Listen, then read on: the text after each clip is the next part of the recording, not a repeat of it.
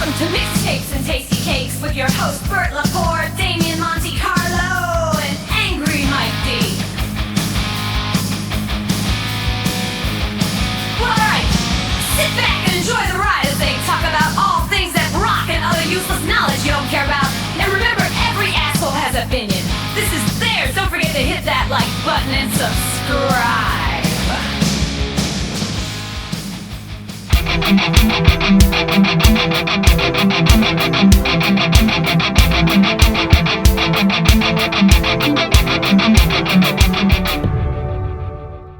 All right, we're back. Another episode of Mixtapes and Tasty Cakes. Episode, we think it's 169. I don't know. We lost count. But this week we're doing a review of 30 years of Stone Temple Pilots record, Purple, which actually came out a little over 30 years ago. June 7th, 1994 was their second record, coming off of their debut album, Core, which was a huge hit in 92, 93. And this one, you definitely see some growth in there. And you know, that the production is not as raw. See some kind of like Zeppelin-y influences in there. Some a little punk bit. influences. Oh, absolutely. Yeah. Yeah. Definitely more of when they first came out, you know, I was like, you know, I kind of liked them when they first came out, and I definitely grew to like them a lot more as time went on. But I think when they first came out, they were just like they definitely kind of seemed like a grunge band. Right. This album, I kind of feel like they're more of just like a hard rock band at this point, and if anything, more like happy grunge or something. I don't know. I think this was probably the album that kind of solidified Scott Weiland as a rock star. I think Absolutely. like Damien, like the first one, he was kind of very mopey, grungy kind of. This one, he just kind of maybe came out of his shell a little bit. Right. I think they found their sound with this one. I think the first one was just they were doing what I guess what you do, and then I think they really came into their own on this. Yeah. The first album's incredible. Don't get me wrong. First album's incredible, but this album takes more chances. It's got a lot more weirder shit in there. A little more diversity. Yeah. Yep. So so we're gonna do our least favorite to our favorite. Like I've been saying the last couple episodes. 1 to 4, not so good. 5, mediocre. 6, decent. 7, pretty good. 8, real good. 9, amazing. 10, unfucking believable. Can't wait to hear it again. So that's the ranking system. All right. So so we're gonna do STP Purple. Producer was Brendan O'Brien. Brendan O'Brien. Yeah. Came out on Atlantic Records also, like Dame said, 1994 in June. It debuted on the Billboard 200 charts at number 1 for like 3 weeks, I think it was. Pretty damn good. You know, kind of launched. Wasn't Big Empty kind of launched it off when that was it the Crow came on first? It came. Well, they also did Big Empty on the MTV Unplugged. That's the first time I heard that song. That was before this, right? That was before this. Yes, it's on this record, but it was before that where they actually played the song. Thing. Yeah, that was for the. I think a lot of that piqued a lot of interest. I think because everybody wanted like a studio version of that. Yeah, I'm sure it was. You know, it did well. Just give your reminder who's in the band. Scott Weiland vocals. Dean DeLeo. Dean DeLeo is the guitar player. Robert DeLeo is the bass player. Eric Kretz is the drums. So here we go. We're going to go from our least favorite to our favorite. There's 11 tracks on here. Coming in at number 11, Army Ants. What do you got, Damo? This one I gave 7 out of 10. Pretty cool, energetic tune. After listening to it now, I haven't heard it in a zillion years, but it kind of reminds me of something. Kind of reminds me like a Foo Fighters tune a little bit, which is, you know, I don't know if that was an influence on the Foo Fighters, probably not, but it kind of reminds me of something that you know, like a tune like in their vein, you know, and obviously Stone Temple Pilots is way before Foo Fighters, but that's what it reminded me of. Like would you give it, Damo? Modern rock tune. I gave it 7 out of 10. 7 out of 10. Mike D, Army Ants. Yeah, this is probably my lowest on here, and I didn't hate it. I gave it a 6.5. Sort of at the end of the album, I felt like it was sort of I don't know, very deep cutish in a way, but it wasn't horrible. Okay. Army Ants, I gave an 8 to. It was my lowest score on the record, but still damn good for me. An Eight's the lowest score. Wow. Look at this. Wow. Yeah, 8 was my lowest score. Man. Yeah, I mean, it moves quick, it's powerful. I wouldn't skip anything on this record. I wouldn't skip not one song on this record. The guitar solo is really cool. This is good. I just like everything else a little bit better than this. So, and every song's way better than average for me. So I gave Army Ants an 8. Going on number 10, kitchenware and candy bars. What do you got, Damo? A little bit too long for me. Some weirdness in there. I gave it a 6 out of 10. It was the lowest ranking song. Okay, Mike for D. me. I gave this one a 7. I might have been able to give it a little bit lower. I actually found a little humor in our second album, the second part of it, but Well, I don't count that. That to me, No, that's a I whole know, separate but- thing. that wasn't anywhere in my scoring really. But I don't know, a little Pearl Jammy. Really, they did this song on their albums. They did it better before the way they. But this was kind of, I don't know, another deep cut for me. I gave Kitchenware Candy Bars an 8.7. The guitar openings to me is hooky, great vocals, lyrics. I mean, this is why he's probably one of my favorite writers, if not my favorite melody writer. It's always good, man. The middle part I thought was incredible with the orchestration and the layers in the background. I like this one a lot. Coming in at number 9, Loungefly. What you got, Damo? And I don't really know how to describe this song. I gave it the same rating as the last one. One of my least favorite songs on the track. I gave it a 6 out of 10. Yeah, I don't know. I just didn't like the mood that the song kind of put me in. Not that it was a bad song, but sometimes these songs they trigger certain emotions or whatever, and I just didn't like the way it made me feel. You know what I mean? Mike T. I like this one. I gave this an 8.8. I like. What's that intro? I heard that intro on something. It's from. Else. I think it's from the MTV News. I had it in my notes. Did they use that afterwards? Right. The little part at the Right, beginning, yeah. little backwards thing. I'm like, where did I hear that from? Like, I was like, was that MTV? Something? I'm like, I think nah. I it was MTV News before. Okay. Would talk. So MTV was first, or they were first? Like, I was probably from the Stone Temple. They took it- MTV probably took right? it. Okay. I like this one. It kind of had that like the drums swirling around on it.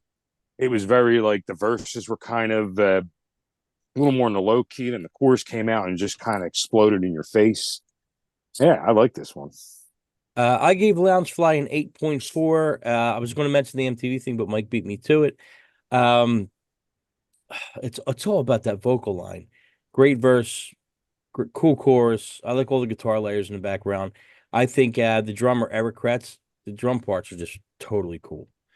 Throughout the whole catalog, not even just the song, all their stuff. Yeah, guy- looking back, I never guy's realized different. how He's great he was. underrated. Yeah. Yeah, Yeah, I mean, Dean, you're a drummer. This guy's got something. He plays a little different, I think. he's underrated. Yeah. Yep.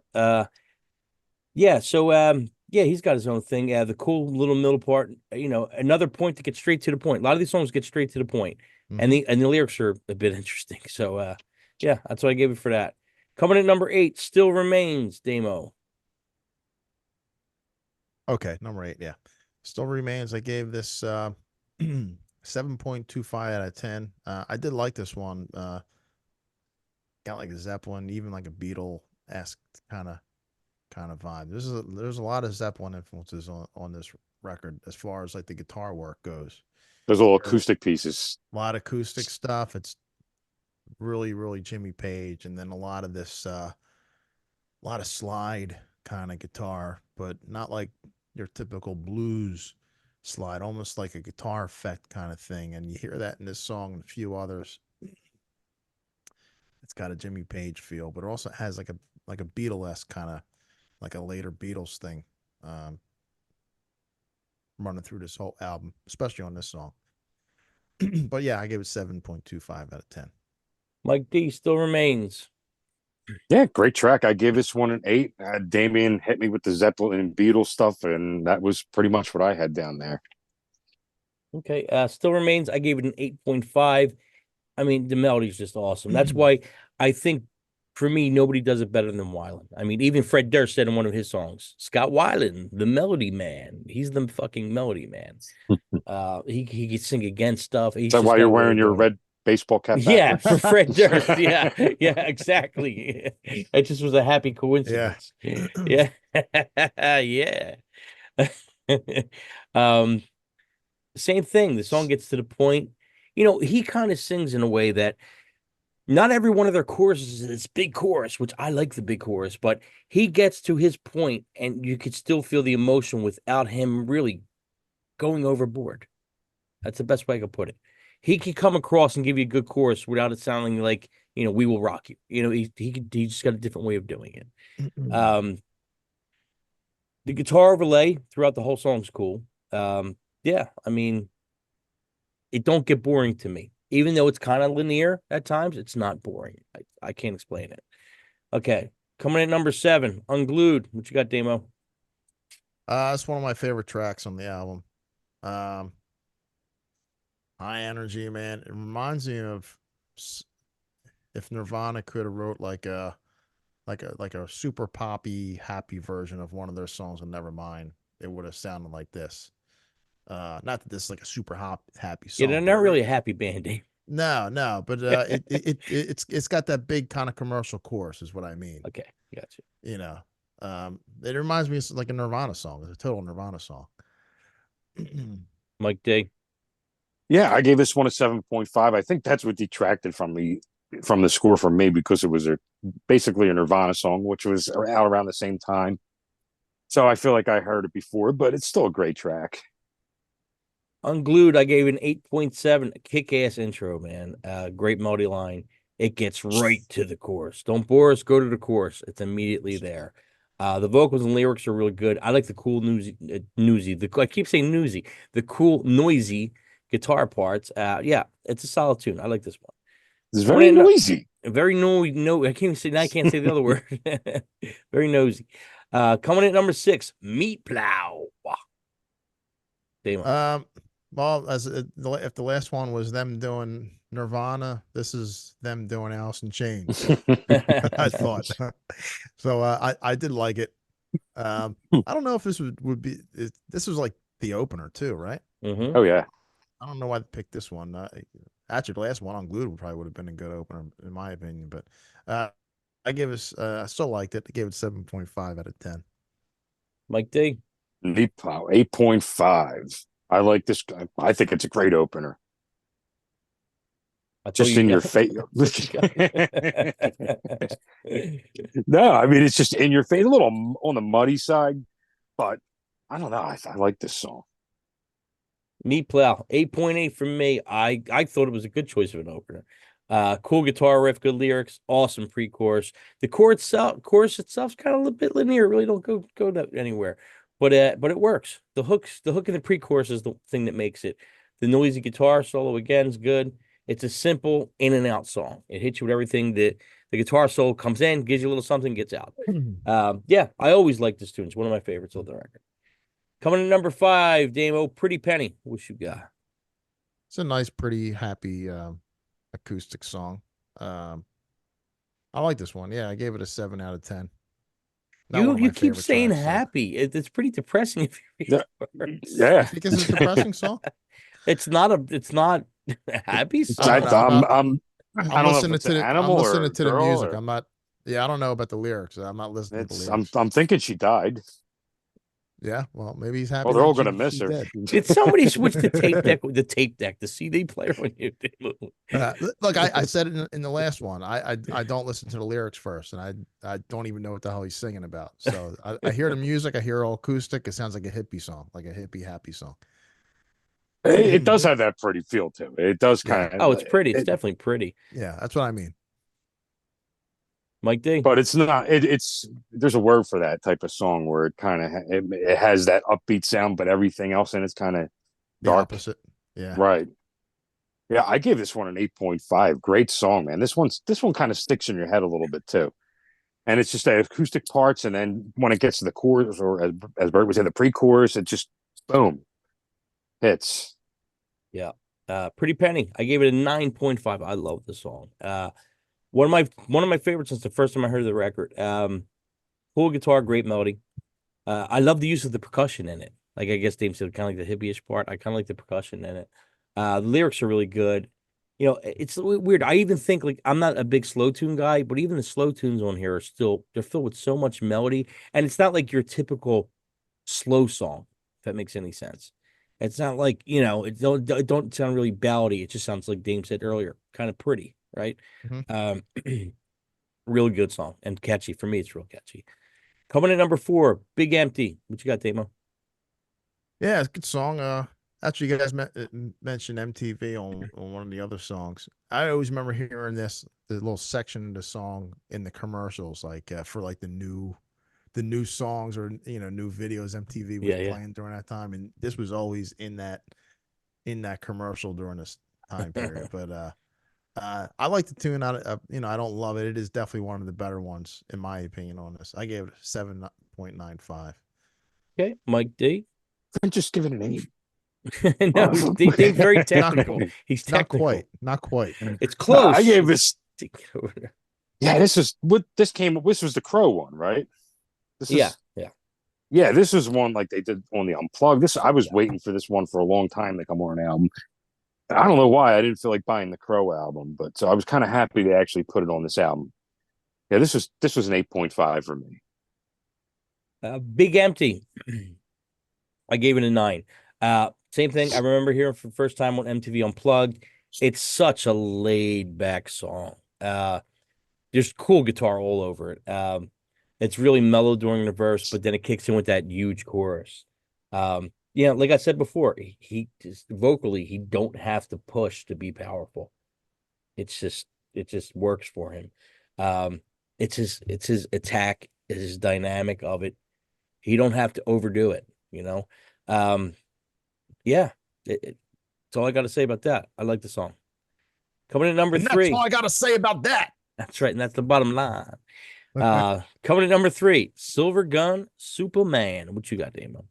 I should have gave this a higher rating than I did.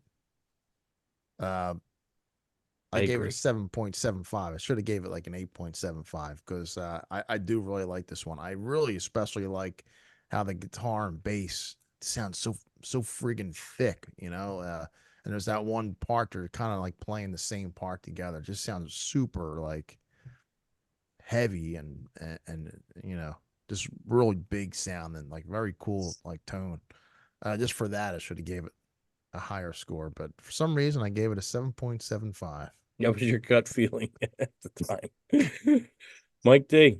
I gave this one an 8. I probably could have gave this one a little bit higher too. I could say this is definitely a higher energy song on this album.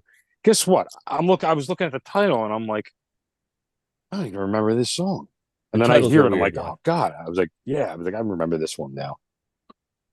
But like we were playing a trivia game, I would have never got that. Right. Silver Gun, Superman. I gave it a 10. It kicks in perfectly with a killer vocal line. The pre-chorus is my favorite off the fucking record. Put it this way. I'm pretty sure I borrowed some of this here and there, at least at one time or another.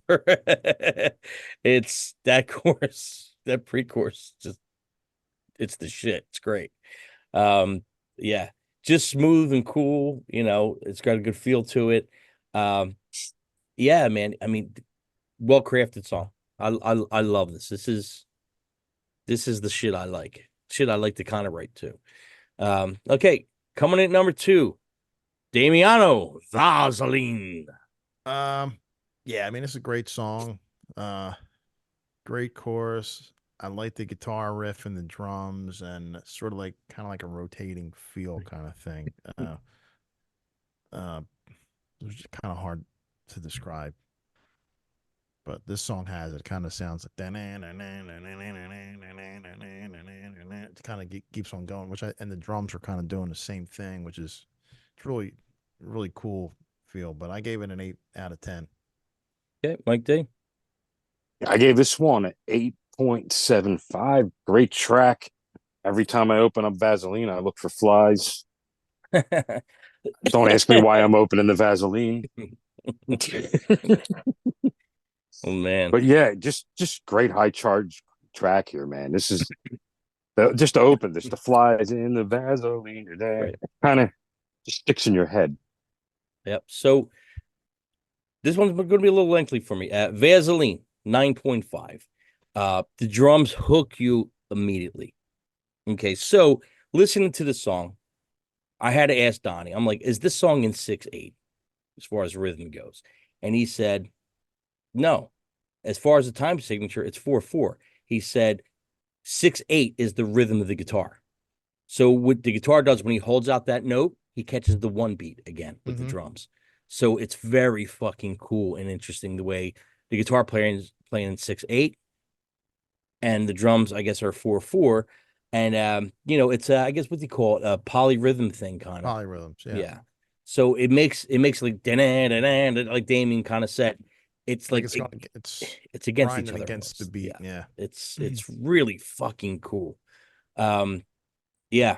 So, but when he does hit that long kind of open thing or whatever, the long riff, he gets right in back to 1. So I guess he catches the beat, Yeah.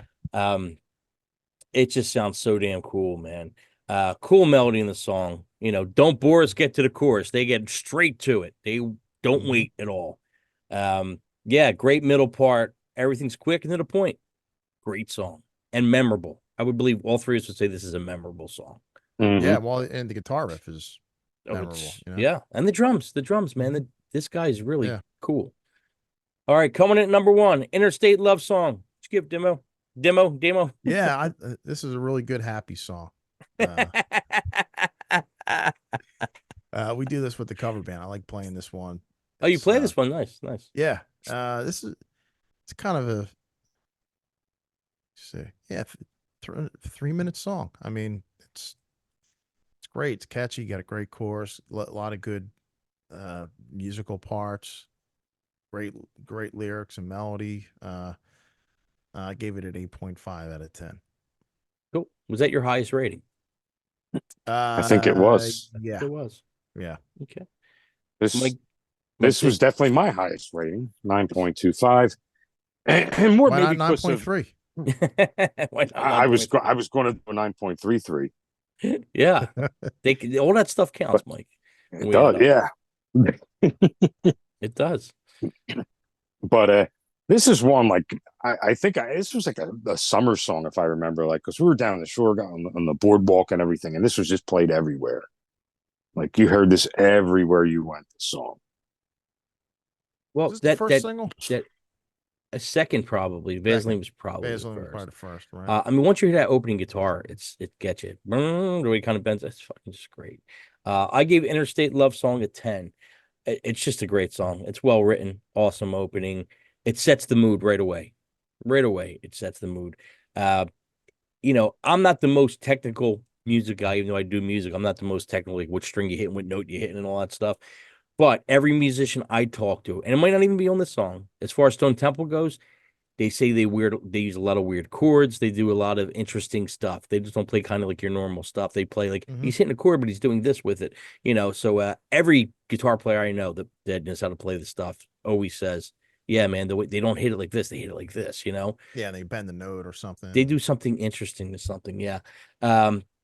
Yeah, but it really works well for them. And I think this is one of the bands that, okay, Core might have fell into the time of what was going on. But I think from this album, even though Core was a great record, but from this album on, they were their own deal. Yeah, they found absolutely. They were their own deal. Let's give our total scores here. I gave it a 9.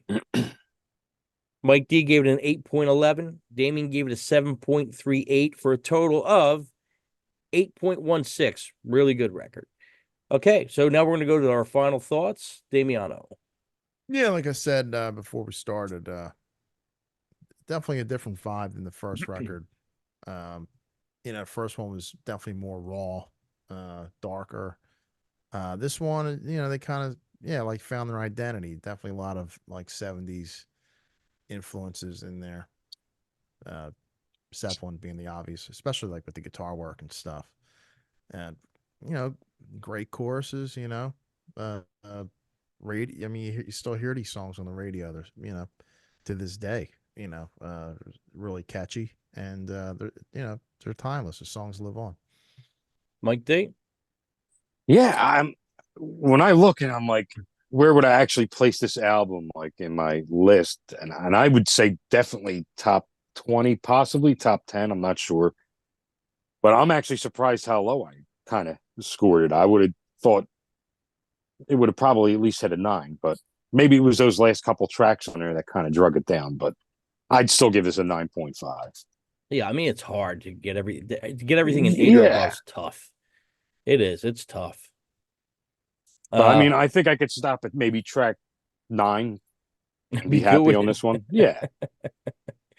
My final thoughts. As I said, I gave it a 9.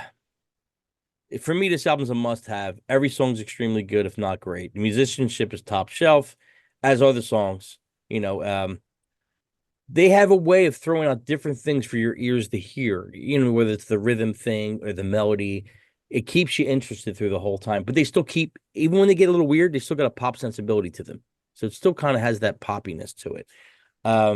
Scott's one of my favorite singers of all time. Yeah, he does it. He does his own thing. And as far as like the 90 bands, like the big bands from the 90s, the two that stick out the most for me, I guess Nirvana would be 3. But the top 2 for me is Alice in Chains and Stone Temple Pilots as far as this range of music in the 90s. Not counting the Typo Negatives and stuff like that, but as far as the bands that were pretty big mainstream, Stone Temple and Alice in Chains were definitely my favorite. Nirvana probably coming in the 3rd around there. Yeah, man.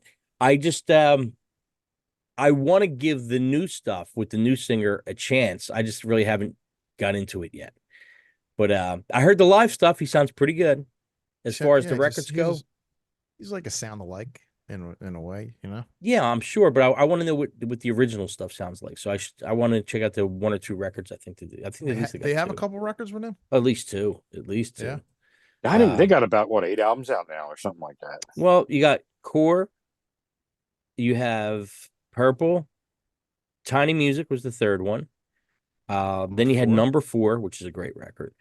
Then Shangri-La, how you say it, Shangri-La-di-da? Shangri-La-di-da. Yeah. That. Then there's one that's a self-titled one, I think. Right. That when he came back after Velvet Revolver, I believe. Yeah. And then they have some EP that they put out with Chester from Linkin Park. And then I think they got 2 with this guy. So you're looking at probably like they 9. got one. Did they have a self-titled one that came out in 2018? Yeah, that's the one wasn't that? Unless that was the one with the new guy. Yeah, that's self-titled also. They have 2 albums that are self-titled. You know what? This one, I'm looking at the cover. It just says Stone Temple Pilots. Let me see. I want to take a look. And it has a butterfly on the cover. That was the one with the new guy. Okay, but they have a self-titled album already. I thought they had one with Weiland. That was his last one. In 2010. That's a self-titled album. Is it really?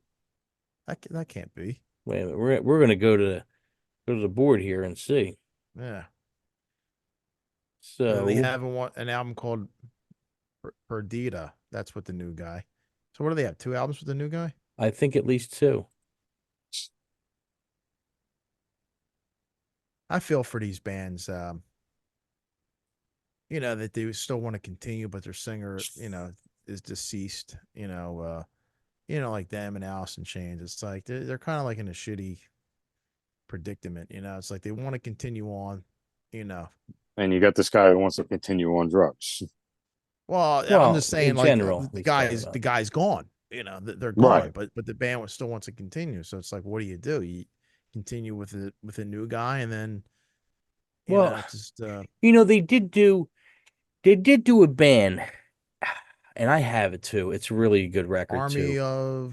Army of None. Army of One. Army of One or Army of None, something like that. Yeah. And that was with the singer from Filter, maybe. Right. Record was great.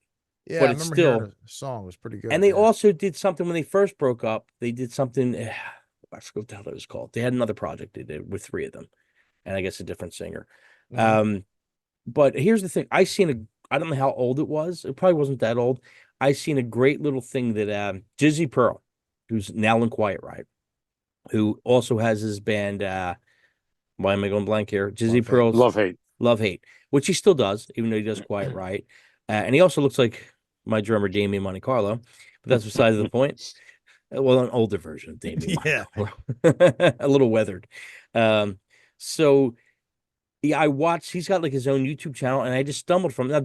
Now, he was also in Rat for a little bit. He was also in Quiet Riot, Love Hate, LA Guns. I think even for a second. He or was. something He like that. was. Yeah, that's right. So he said, and his thing that he put up with is, so you think you could sing for Skid Row, and it's something like that he put up on his YouTube. You got to check out his YouTube channel. And I watched it today, and he's explaining all the stuff. He said, first off, every pretty much jabroni down the basements, even if they could sing, that's only a quarter of it. Then you got to hit the highs. Oh, great, you hit the highs. Now you got to do it in front of a crowd that's going to hate you in the beginning, no matter what. And he said you got to get over all them hurdles, and then you got the pressure of there's no sleep. He's like he's like I toured with every version of Skid Row. He's like when he was in other bands, right? And he's like every version of Skid Row. He's like, when you're the headliner, he said you're at the arena first, you're at the arena last. You barely get any sleep. You got to get up. You got to do interviews. He's like, and this is when after they were huge, it was still, it didn't stop, And he said it's more than just singing, and the singing's a feat in itself. It's not an easy gig. So, like, he was talking about how, especially when you replace somebody too, dude. I remember when Zach replaced Jake E. Lee. Oh my God, people were losing their shit. I mean, most of the time, and like a band like Skid Row, they're on their fifth singer, maybe. I don't know. Who was it? You had Sebastian. 7 or 8. I think they're on 7 or 8. No. Yeah. Well, I guess if you want to count the original guy, you had the original guy. You had Sebastian, Johnny Solinger for a pretty long time. Who was after John? Oh, guy from TNT. Tony Harnell. Right. Tony Harnell, and that Dragon Force guy. He's whatever guy. Eric. Right. And I wouldn't count Lizzie, but so it's at least 6. So this new guy will be 7. But what are you going to do when you're that big? I guess his name would call them legacy acts, I guess something like that, right? When you're that big and you have that many hits, like the Foreigners and all that stuff, you wind up, you stick to your 10 to 15 song set list. You play what people want to hear, and that's how you make a living. So you're still making a living. You're putting out records. Some of them are putting out records still, but you're really living off the stuff that people want to see and want to hear. How about these bands where like everybody knows who Scott Weiland is, everybody knows who Sebastian Bach is, everybody knows who Lane Staley is. Yeah. But you got a band like Foreigner. Not everybody knows who's in that band. Who's yes. How many people off the street are going to know? They know Foreigner, they know the songs, but do they know who Lou Gramm is? Right. So you could plug anybody in that band. Right. Especially at this point. Maybe not in 1980. Or whatever, but now, yeah. Yeah, and they do great, and nobody knows who the fuck's in the band. I mean, the only one that you might not be able to get away with is like a Journey. Everybody knows Steve Perry for some reason. So, but they do get away with it. They're playing. Well, they got the other play guy, arenas. They play arenas. They're playing with the Def Leppard, and who else are they playing with? It's another big act. Steve Miller Band. Oh, really? Steve Miller? No, it's 3 next week. It's not Steve. Is it? There's another big band. I thought it's not Poison. I know they did something with Poison. Yeah, I might go to that. It's next week. Is it where at Camden? Citizens Bank Park. Really? They're playing there? Mm-hmm. So who is it? It's Journey. It's Def Leppard, Journey, and Steve Miller Band. Well, I never seen Def Leppard yet. I would love to see Def Leppard. Oh, they're great live. I never saw them. I never seen them. I wish I did. I mean, especially during Hysteria, I heard it was like one of the greatest ever. So 12 Gracious Melodies. I kind of like that little ending that he does. What is that? It's the Stone Temple. It's the back of it. Oh, I never knew that. Yeah. 12 Gracious Melodies when he kicks into the... I honestly thought that's what it was called for the longest time. 12 Gracious Melodies? 12 Gracious Melodies. Because there's really no title on it, yeah. And there's only 11 tracks, really. Maybe that was the original title. Maybe, yeah. You never know. What's Wikipedia say? So, Dane, what do you think? Do you think next singer is Skid Row? Do you think it's going to be somebody, or you think it's going to be somebody that nobody knows? Nah, it'll probably be some singer who's some guy who's singing for Trans. Sebastian already said no. Nah, they said fucking ask him. Dude, they want to ask him if the whole world was decimated and he was the only guy left. They wouldn't ask him. Yeah, they turned down a lot of money. I heard. Yeah. Yeah, for some reason I don't get it. I mean, What you could do is you could get a separate tour bus for the guy. You, dude, you could set it up. I mean, they could set it up where they don't even see him until he's on stage. Like, why not do it then? I mean, they have like, look here, it's in the deal. We'll do the reunion for X amount of dollars because they've gotten offers. Just set it up where like, okay, this is our management, and you can have your own manager, and you're not traveling with us. This is all on a contract. Yeah, I mean, I think Van Halen did that for a while, right? David Yeah. Roth probably. Come on, you know how many They'll wheel bands? him out like Hannibal Lecter and strap him back in at the end of the show. Yeah, who cares? Yeah. It's I mean, crazy. you have your own dressing room. Don't even, they could set it up that Now, way. how about even Dokken? Did I hear something that Dokken's not gonna be in Dokken or something whack? I heard something wacky. Like, I don't know how true that is. It's fucking crazy. Yeah. It's all them bands got the craziest, I mean, Woodsteam's not in Great White. I mean, it was years ago, but it's like he was Great White. What do you mean? Yeah. Well, Jack Russell's Great White did gigs without Jack Russell because he was sick or some shit. All right. Does anybody like after that incident? Do people still go see Great White now? Yeah, I mean, it wasn't their Yeah, they go. fault, It's Just kind of infamy, though. yeah. All right, guys. Well, we could bullshit next week about some more stuff. Mixtapes and tasty cakes. We'll see you guys next week.